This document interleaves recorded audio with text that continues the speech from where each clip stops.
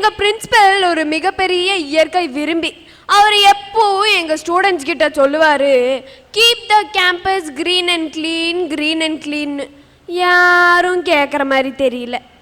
ஆனா எங்க பிரின்சிபல் ஒருத்தர் நினைச்சதுனால இன்னும் எங்க கேம்பஸ் கிரீன் அண்ட் கிளீனா தான் இருக்கு. அதே மாதிரி எங்க மாணவர்கள் எல்லாரும் மனசார உணர்ந்து அதன்படி செயல்பட்டா கேம்பஸ் மட்டும் இல்லையா, எல்லாமே கிரீன் அண்ட் கிளீன் தானே. அதனால தான் சார் சொல்றேன், மனசார உணர்ந்து செயல்படுங்க அப்படின்னு. பெரியவங்க எல்லாம் சொல்லுவாங்க, பிறந்தான் வாழ்ந்தான் செத்தான் அப்படின்னு இருக்கக்கூடாதுன்னு. அதுக்காக சில சரித்திரம் வேணும் அப்படின்னு சொல்லுவாங்க. நம்ம ஆளுங்களும் நிறைய பேர் சரித்திரம் படைச்சிருக்காங்க. ஆனால் நம்ம ஆளுங்களை பண்ணுற அடையாளத்தை பார்க்கணும் சார். பஸ்ஸுக்கு அந்த சீட்டுக்கு பின்னாடி அவன் காம்பஸை எடுத்து அவன் பேரை சும்மா கரன்னு எழுதுறான் சார். பார்த்தாலே காதும் பல்லும் கூசி போயிடுது. சரி, அதுக்கும் மேலே என்னதான் பண்ணுறான்னு பார்க்கலான்னு பார்த்தா அவங்களுக்கு வேண்டப்பட்டவங்க பேரை எழுதி ஆர்ட்ட போட்டு அம்பு விடுறான் சார். அம்பு சார், இங்கே நம்ம சயின்டிஸ்ட் எல்லாம் சந்திரயானை விட்டு சாதனை படைச்சிட்டு இருக்காங்க. இவன் இங்கே அம்பு விடுறதுல குறியா இருக்கான் சார்.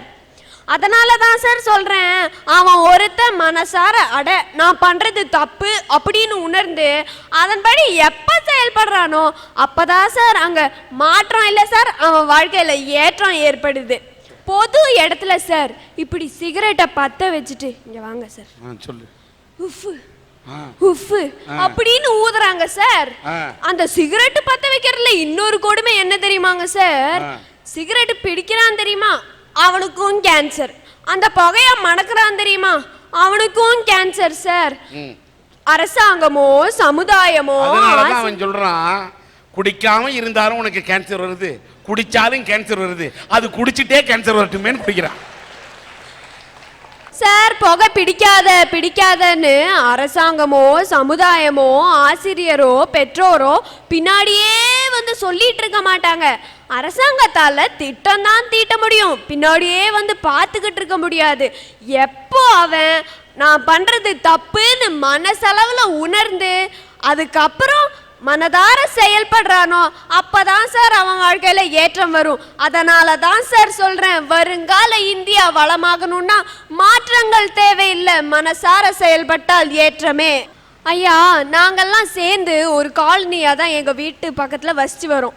ஒரு நாள் அந்த காலனில குப்பை பெருகிடுச்சு. நானும் யோசிச்சேன், அட யாராவது கூட்ட மாட்டாங்களான்னு. யாரும் கூட்டுற மாதிரி தெரியல. அதுக்கப்புறம் நானே யோசித்தேன், எதுக்கு நம்ம மற்றவங்களை எதிர்பார்த்துட்டு இருக்கோம், அந்த குப்பை அங்கே இருந்துச்சுன்னா நாளைக்கு எனக்கு தானே நோய் வரும் அப்படின்னு சொல்லி தொடப்பத்தை கையில் எடுத்தேன் பாருங்கய்யா. அப்படியே சரன்னு கூட்டி தள்ளிட்டேன். இதை பார்த்த எங்கள் அம்மாவா திட்டி தீத்துட்டாங்க. எங்கள் அப்பா அப்படியே ஷாக் ஆகி போய் நின்றுட்டாரு. ஏன், எங்கள் அம்மாவுக்கு தாய் பாசம், எங்கள் அப்பாவுக்கு தந்தை பாசம், ஆனா எனக்கு இந்த நாட்டின் மீது பாசம். அந்த குப்பை அன்னைக்கு அங்க இருந்துருந்துச்சுன்னா நாளைக்கு எனக்கு நோய் வரும்னு எனக்கு தெரிஞ்சது. அதை நான் மனசார உணர்ந்து அதன்படி செயல்பட்டதுனால தான் அங்க சுத்தம் ஏற்பட்டுச்சு. அதே மாதிரி ஒவ்வொருத்தங்களும் அவங்க பண்றது சரி, இது தப்பு அப்படின்னு எப்போ உணர்றாங்களோ அன்னைக்கு தான் சார் வாழ்க்கையில ஏற்றம் பிறக்குது. சார், எங்கள் வீட்டில் எல்லாம் எல்லாத்துக்கும் ஒரே கவலை, நான் வந்து ஒல்லியாக இருக்கேனா அதனால் வீக்காக இருக்கேன்னு. நீங்கள் சொல்லுங்கள், என்னை பார்த்தா வீக்காவா தெரியுது? இல்லைப்பா. என்னைக்கு இவங்கெல்லாம் என்னை வீக்குன்னு சொல்ல ஆரம்பித்தாங்களோ அன்னைக்கு நான் ஒரு முடிவு எடுத்தேன் சார். நான் வீக் இல்லை, நான் மனசளவில் ஸ்ட்ராங்கான.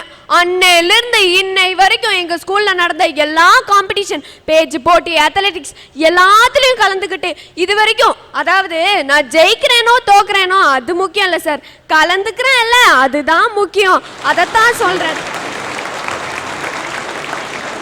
சார் சொல்கிறேன். நான் என்னைக்கு அதை மனசளவில் உணர்ந்து அதன்படி செயல்பட்டனோ அன்னையிலிருந்து தான் சார் ஏற்றம் என் வாழ்க்கை. ஒரு நாளை 7 விதமா பிரிக்கலாம் ஐயா.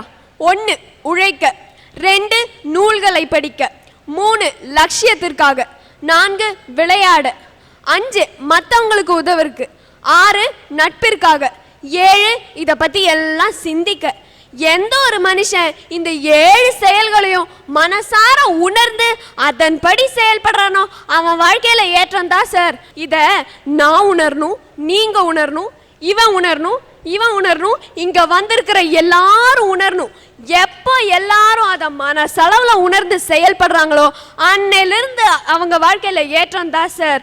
அதனால தான் சொல்றேன், வருங்கால இந்தியாவை வளமாக்கணும்னா மாற்றங்கள் தேவையில்லை, மனசார செயல்படுங்கள், ஏற்றமே. வருங்கால இந்தியாவை வளமானதாக மாத்தணும்னா கண்டிப்பா ஆசிரியருக்கு தாங்க மாற்றம் தேவை. ஒரு அம்மா தன்னுடைய குழந்தைகிட்ட இன்னைக்கு என்னம்மா ஹோம்ஒர்க் செஞ்சேன்னு கேட்டாங்களா. அந்த குழந்தைய அன்றைக்கு செஞ்ச ஹோம்ஒர்க்கை கொண்டு வந்து அந்த அம்மாட்ட காமிச்சுது. அந்த அம்மா பார்த்துட்டே வராங்க. ஒரு இடத்துல அந்த குழந்தை தப்பு பண்ணியிருக்கு. அம்மா இதுக்கு இது ஆன்சர் வராது, இதுதான் ஆன்சர்னு அந்த அம்மா சொல்லித்தராங்க அந்த குழந்தைகிட்ட. அதுக்கு அந்த குழந்தை என்ன சொல்லிச்சு தெரியுமா? இல்லம்மா, எங்க டீச்சர் எனக்கு எப்பயும் தப்பானது ஒன்று சொல்லித்தர மாட்டாங்க, அவங்க சொல்லித்தந்ததான் சரின்னு அந்த குழந்தை சொல்லிச்சு. ஏன்னா அந்த குழந்தை நம்புது தன்னுடைய ஆசிரியர் தனக்கு எப்பயும் தப்பானது சொல்லித்தர மாட்டாருன்னு. அப்படி அந்த குழந்தைங்க நம்புற ஆசிரியர்களுக்கு தான் இன்னைக்கு சூழ்நிலையில மாற்றம் தேவை. ஐயா, நாம மாதா பிதா குரு தெய்வம்னு சொல்லுவோம்.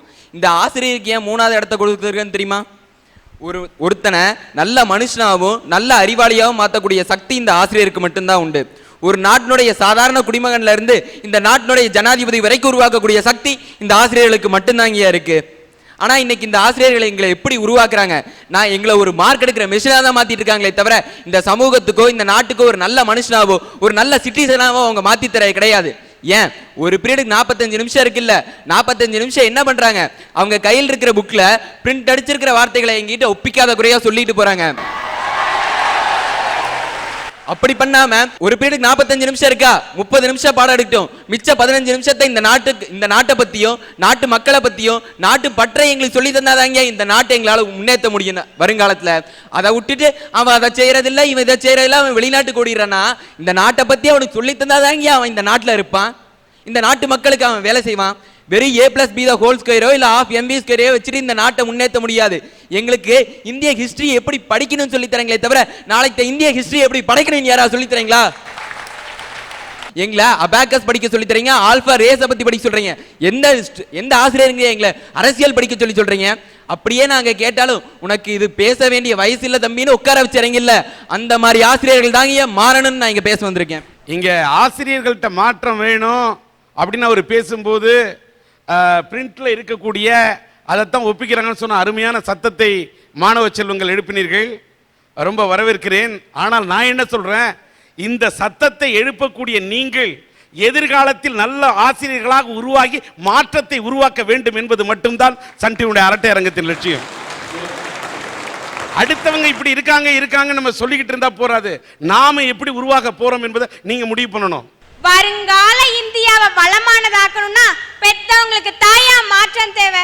ஐயா, இன்னைக்கு வளமான இந்தியாவை உருவாக்குறது மாணவர்களா இருந்தாலும் அவங்களுக்கு உறுதுணையா இருக்கிறது யாரு? அவங்க பெத்தவங்க தானே. இன்னைக்கு எத்தனை பெத்தவங்க கடமை தவறாம பொறுப்போட நடந்துக்கிறாங்க?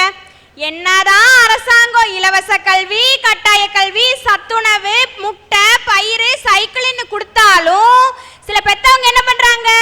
அவங்கள ஸ்கூலுக்கு அனுப்பாம தன்னோட சுயநலத்துக்கு தானே பயன்படுத்துறாங்க. அடித்தளம் அப்படிங்கறத பெத்தவங்க குழந்தைங்களுக்கு அமைக்கிறதுல தான் அவன் சிகரெட்டை பிடிக்கிறதும் இருக்கு. ஐயா, இன்னைக்கு நம்ம தினமும் பார்க்கறது தான், பஸ் ஸ்டாண்ட்ல பிச்சை எடுக்கிற குழந்தைங்க, ரோட்ல குப்பை பொறுக்கிற குழந்தைங்க, ஃபேக்டரியில கஷ்டப்படுற குழந்தைங்க பார்த்தா பாவம் அனாத பசங்கன்னு சொல்லுவோம். ஆனா இதுக்கெல்லாம் யாரு காரணம்? பொறுப்பில்லாதவங்க பெத்தவங்க தானே காரணம். ஒன்னும் இல்லைங்க, இன்னைக்கு நம்ம எல்லாத்துக்கும் தெரிஞ்சதுதான் ஸ்லம்டாக் மில்லியனர் எவ்வளோ ஃபேமஸான படம்.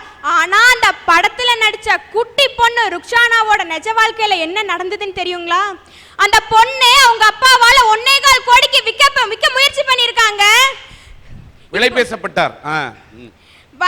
வளமான இந்தியாவை வருங்காலத்துல உருவாக்கணும்னா தடைக்கல்லாம் இருக்கிற சில பெற்றோர்கள் மாறணும். அப்பதான் வருங்கால இந்தியா வளமானதாக்க முடியும். ஒரு மாட்டு வண்டி நல்லா போகும்னா என்ன தேவை? அச்சாணி நல்லா இருக்கணுங்க. இங்க குடும்பமே குட்டிச்சோரா கிடக்குது. இனி எங்கெங்க அது இதுன்னு புலம்பிக்கிட்டு இருக்கிறாங்க. சார், காலையில் 6 மணிக்கு எந்திரிச்சேன் சார். ஆசை ஆசையா எங்க அம்மாவை போய் பார்த்தேன். எங்க அம்மா அதையாக்குது இதையாக்குது, இப்படி பண்ணுது அப்படி பண்ணுது, எல்லாத்தையும் கட்டி சோத்து மூட்டையை கட்டி ஆபீஸ்க்கு குண்டுடுன்னு ஓடிடுச்சு சார். எங்க அப்பாவத்தையும் போய் பார்க்கலான்னு சொல்லி போனா எங்க அப்பா அதுக்கு முன்னாடியே ஆளைய காணோம் சார். காலையில நாங்க தூங்கி எந்திரிக்கிறதுக்கு முன்னாடி வீட்டை விட்டு கிளம்பிடுறாங்க. நாங்க தூங்கி முடிச்ச பிறகுதான் வீட்டுக்கே வர்றாங்க. எந்திரிக்கிறதே 11 மணிக்கு, அப்புறம் எப்படியா இருப்பியா? அட எங்க அம்மா எழுப்பியே விட மாட்டேங்குது. அடா பாய், எங்க அம்மாவுக்கு அது கடமை இல்லையா? ஏன் சார், நான் பேச்சு போட்டியில் நல்லா பேசணுங்க. ஆனால் பேச்சு போட்டியில் ஃபர்ஸ்ட் ப்ரைஸ் வாங்கினேனுங்க சார். எங்கள் அம்மாட்ட ஆசையா போய் அம்மா நான் பேச்சு போட்டியில் ஃபர்ஸ்ட் ப்ரைஸுமான்னு சொன்னேன். எங்கள் அம்மாட்ட பாத்திரத்தையும் கொண்டு போய் காமிச்சேன், அதாவது ப்ரைஸு சார். எங்கள் அம்மா சொல்லிச்சு, அண்டா வாயடிச்சு குண்டா வாங்கிட்டு வந்துட்டு ஏமா அவனேங்குது. சரி எங்க அப்பாட்டத்தையும் போய் காமிக்கலான்னு சொல்லி காமிச்சா எங்க அப்பா என்ன தெரியுமா சார் சொன்னாரு? அப்பாடியோ பாத்திரம் வாங்குற செலவு மிச்சுண்டாங்கண்ணா அப்படிங்கிறாரு சார். என்னத்த சார் நான் சொல்லுவேன். அதனாலத்தேன் சொல்றேன், வளமான இந்தியாவை உருவாக்க பெத்தவங்களுக்கு மாற்றம் தேவை, மற்றவங்களுக்கு இல்ல கண்ணுங்கோ. ஐயா, எங்களுக்கு இன்னும் திட்டம் தீட்டும் அரசாங்கம் வேண்டாம், அத திட்டங்களை செயல்படுத்தும் அரசாங்கமா மாறணுங்கய்யா. இந்தியர்களுக்கு இயல்பாவே ஐக்கியூ கொஞ்சம் ஜாஸ்தி. ஏன் தெரியுமா? உதாரணமா சென்னை ஐஐடியில பிரியா சுப்பிரமணியம் அப்படின்னு ஒரு மாணவி படிச்சிருக்காங்க. இவங்க பண்ண ஆராய்ச்சி உலகத்திலேயே சிறந்த ஆராய்ச்சியை தேர்ந்தெடுக்கப்பட்டு அமெரிக்க பல்கலைக்கழகம் ஸ்காலர்ஷிப் கொடுத்து அங்க வர சொல்லியிருக்காங்க. ஆனா இவங்க என்ன தெரியுமா சொன்னாங்க? நான் இந்தியாலேயே படிக்க போறேன்னு. இவங்க சொன்ன பதில் பாராட்டக்குரியதுதான். ஆனா என்ன, அவங்க பணக்காரங்களா இருந்த போய் தானே இந்த பதில் வந்திருக்கு. இதுவே ஒரு கஷ்டப்படுற குடும்பத்தையா இருந்தாங்கன்னா பெற்றோர் படுற கஷ்டத்தை பார்த்துட்டு அவங்க வெளிநாட்டுக்கு போயிருப்பாங்கல்ல. இப்படிதானே பல அறிவாளிகளையும் விஞ்ஞானிகளையும் நம்ம நாடு இழந்துட்டு இருக்கு. அரசாங்க மாற்றம் தான் இந்தியாவே ஒரு வளமான நாடாக்கும். இப்பொழுது மேடைக்கு கோயமுத்தூர் அரட்டை அரங்கத்திலே கலந்து கொண்ட அந்த அபிராமி என்ற பெண்ணை இங்கே மேடைக்கு அழைக்கின்றேன். வாமா. இந்த மேடையில் இருக்கக்கூடிய இந்த அபிராமி கோவையிலே இருக்கக்கூடிய கள்ளப்பாளையம் என்ற ஊரை சேர்ந்தவர். இவருடைய தந்தையார் பெரியசாமி. ஒரு சாதாரண ஏழை குடும்பத்தைச் சேர்ந்த இந்த அபிராமிக்கு இருதயத்திலே ஓட்டை என்று சொன்னவுடன் அறுவை சிகிச்சை செய்ய வேண்டும், அதற்கு லட்சக்கணக்கான ரூபாய் செலவிட வேண்டுமே, எங்களால் முடியவில்லையே என்று இந்த பெண் வந்து கண்ணீர் வடித்தார். உடனே சன் டிவியுடைய அரட்டை அரங்கம் தன்னுடைய முயற்சியை செய்த காரணத்தால் கோவையிலே இருக்கக்கூடிய கேஜி மருத்துவமனை சார்ந்தவர்கள் இந்த பெண்ணுக்கு அந்த இருதய அறுவை சிகிச்சையை செய்து தர முன்வந்தார்கள். 1.5 லட்சம் ரூபாய் செலவுள்ள அந்த அறுவை சிகிச்சையை செய்து இந்த பெண்ணுக்கு இன்றைக்கு நிவாரணம் அளித்திருக்கின்றார்கள். இந்த பெண்ணுடைய வாழ்க்கையிலே ஒளி விளக்கை ஏற்றி வைத்த மருத்துவமனைக்கு எங்களுடைய சன் டிவியினுடைய அரட்டை அரங்கத்தின் சார்பிலும் இந்த நேயர்களின் சார்பிலும் எங்களுடைய மனமார்ந்த நன்றியை தெரிவித்துக் கொள்கிறோம்.